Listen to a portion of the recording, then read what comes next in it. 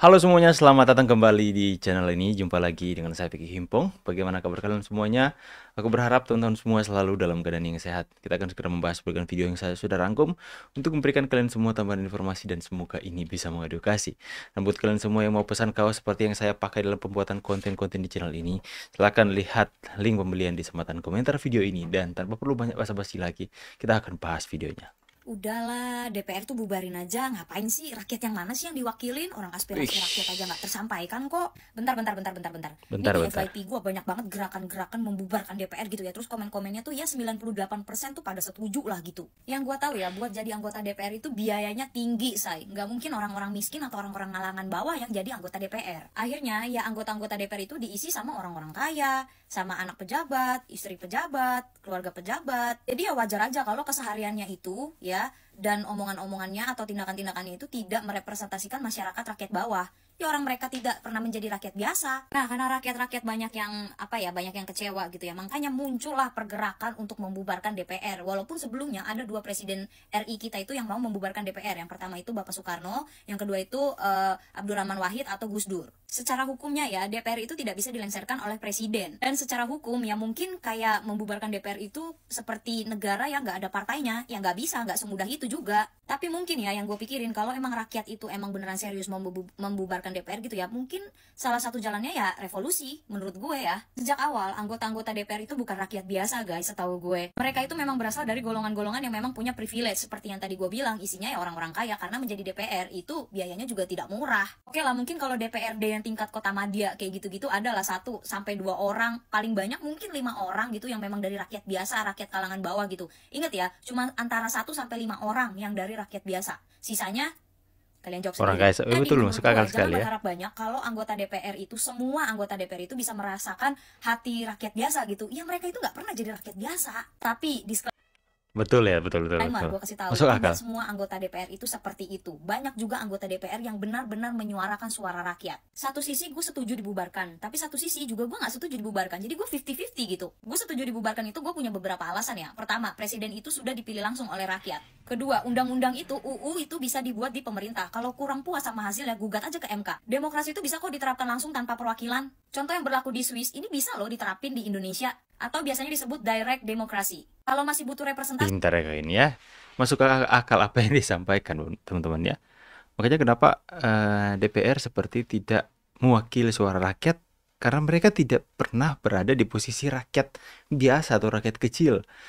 Jadi mereka seperti ya susah juga kalau mereka mau merepresentasikan perasaan atau mewakili rakyat, sedangkan mereka nggak pernah merasakan apa yang dialami oleh rakyat pada umumnya. Jadi mereka seperti tidak tahu permasalahan yang inti yang sebenarnya di masyarakat kecil, teman-teman. Tapi seperti yang Kak Gini katakan tadi bahwa tidak semua, ya tidak semua. Jadi ada juga teman-teman kita anggota DPR yang benar-benar dari rakyat bawah tapi bisa dihitung dengan jari. Ya, tapi ada juga mereka yang jadi anggota DPR sana tapi karena memang terbeban dengan rakyat. Tapi yang kebanyakan yang kita lihat selama ini bahwa mereka tidak benar-benar mewakili rakyat. Malahan rakyat lebih suka mengadu ke admin Gerindra. Oke, kita next teman-teman dulu. Itu tadi kan hubungan Bapak dengan Pak Prabowo, Iya. dengan Pak Ungkapan Jokowi. hati. Baik dengan Pak Jokowi. Saya rasanya ya, saya tidak pernah satu kalimat pun itu mendengar Pak Jokowi itu menyerang atau menyalahkan atau menegur saya sampai hari ini.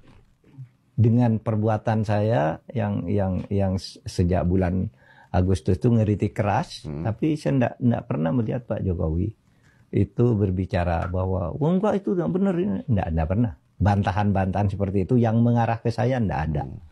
Saya ketika pamit juga baik-baik dengan Pak Jokowi. Ada seorang menteri dipanggil oleh Pak Prabowo pada periode kedua dia. Pertama menjabat. Udahlah ya teman-teman ya. Intinya Pak Mahfud sadar ya kesalahannya cuma satu, yaitu menyerang Jokowi. Akhirnya kan dia mengatakan bahwa sekalipun saya sudah menyerang Pak Jokowi dengan sangat keras, tapi tidak pernah sekalipun sampai hari ini Pak Jokowi itu mengeluarkan kata-kata kasar ataupun menyerang Pak Mahfud secara personal, secara pribadi. Ya, jadi hari ini kita bisa melihat dalam podcastnya Om Deddy Kobusier adalah di mana Pak Mahfud menyesal pernah menyerang Jokowi. Ya, Bagaimana pendapat kalian rakyatku? Menurut saya Rakyatku. arah ini kalau kata orang Nah, ini India Wirma ya. sudah melampaui batasannya. Mm-mm. Nah, gitu ya. Ya, Karena kalau kita bicara satu komando, Bang, ya. itu yang satu komando itu satu perintah itu program kerja, Bang, Mm-mm. bukan foto. Iya, iya, Gitu. iya. Kalau foto, menurut saya ya wajiblah presiden dan wakil presiden. Gitu. Apalagi kemudian diungkapkan gitu ya dengan sebuah narasi gitu ya. Saya sudah minta izin dengan Wapres gitu ya. Yang saya pasang hanya foto presiden karena Iya. ini komandonya hanya satu, Iya. presiden gitu. Nah, bagi saya itu hal yang nggak masuk akal. Iya. Karena kan visi misi presiden itu adalah visi misi presiden dan wakil presiden. Iya, iya. Wakil presiden nggak boleh punya visi, nggak boleh punya misi, kan satu. Include di dalamnya ya. Include di dalamnya. Ya. Nah, mereka berdua kan yang sudah memutuskan bersama gitu. Iya. Karena yang dipilih oleh rakyat kan mereka berdua, Iya. bukan hanya sendiri. Iya. Betul, Nah, betul. tapi perintah komando tentu harus dari presiden. Iya, iya. Kecuali presiden berhalangan baru wakil presiden, kan seperti itu. Tapi kan nggak perlu diungkap seperti itu. Ya, itu menurut saya itu sebuah pelecehan lah terhadap Gibran. Iya, iya. Walaupun dia minta Wah. izin, Mm. tapi menurut saya alangkah kasihannya gitu ya, alangkah tidak patutnya gitu ya, tidak elegannya gitu. Mm-mm. Seorang Marwarar Sirait yang saya kira punya kapabilitas yang cukup sebagai politisi Iya. bicara seperti itu di publik. Mm. Ya. Menurut saya itu pelecehan terhadap Gibran. Iya, iya. Itu aja sih menurut saya. Arah ini kalau Ya. kata Sampai hari ini itu bahkan pembahasan Bu Irma di akun TikTok pribadinya sampai jutaan yang nonton. Dia menegur keras Marwara Sirait ya.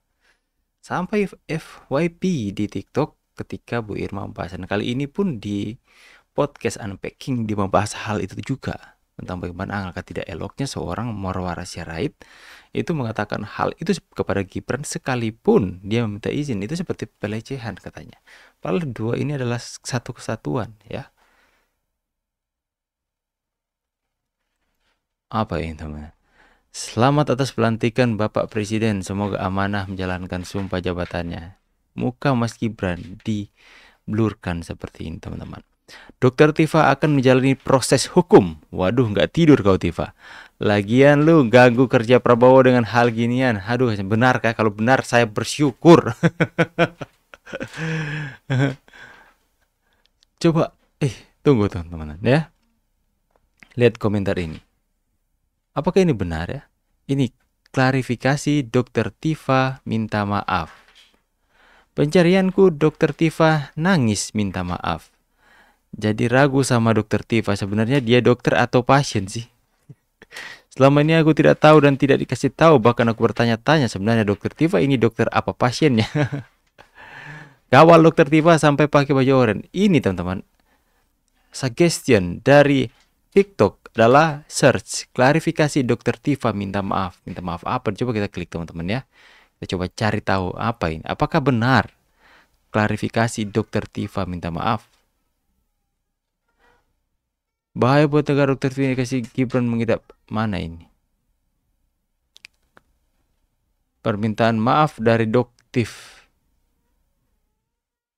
Coba kita lihat. Kenapa nih Doktif minta maaf ke kalian?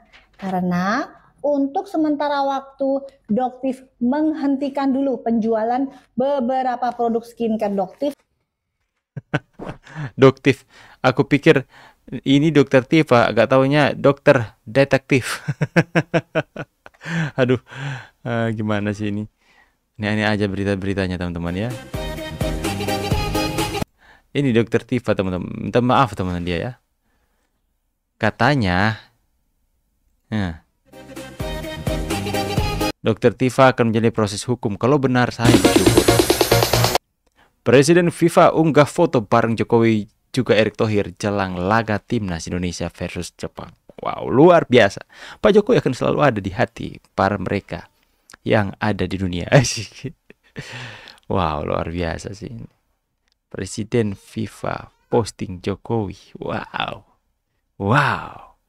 Memang ini pengaruh Pak Jokowi sampai detik ini sangat-sangat luar biasa. Dan asal kalian tahu, mungkin teman-teman berpikir ketika Pak Jokowi sudah tidak menjabat sebagai presiden, pertarungan sengit antara Pak Jokowi dengan PDIP berakhir. Tidak, tapi kita bisa melihat sini bahwa bagaimana untuk mewujudkan Indonesia yang sesuai dengan visi misi Pak Jokowi dan Pak Prabowo.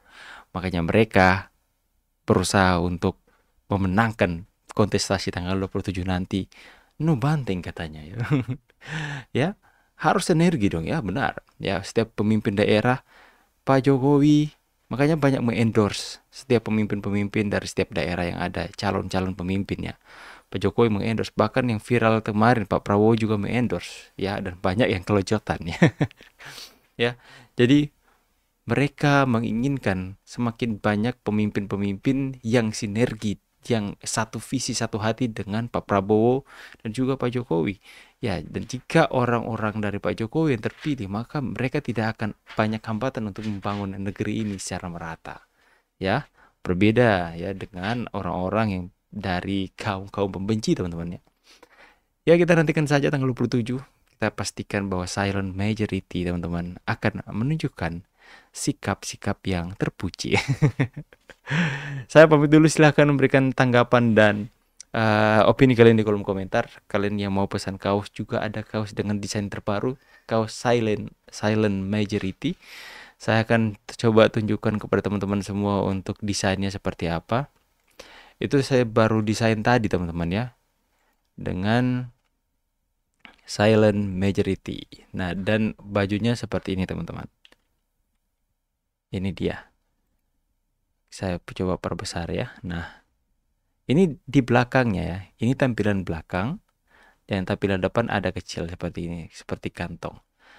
Ya, ini depan, belakang.